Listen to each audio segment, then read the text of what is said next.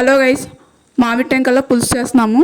ఈ మామిడి టెంకల పులుసు అన్నంలోకి చాలా చాలా బాగుంటుందన్నమాట. పుల్ల పుల్లగా, కారం కారంగా, తీయ తీయగా ఉంటుంది. మీరు కూడా ఒకసారి ఇలా ట్రై చేయండి.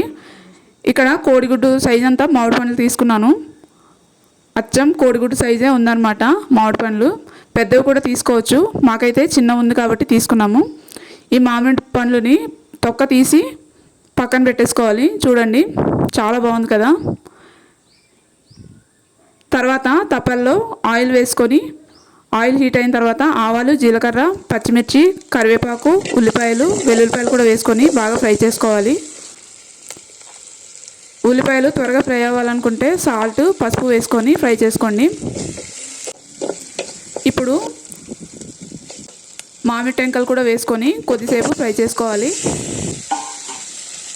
సరిపడినంత నీరు వేసుకొని బాగా దగ్గర పడాలన్నమాట. చిక్కగా అయిన తర్వాత దింపుకొని అన్నంలో కలుపుకొని తినడమే.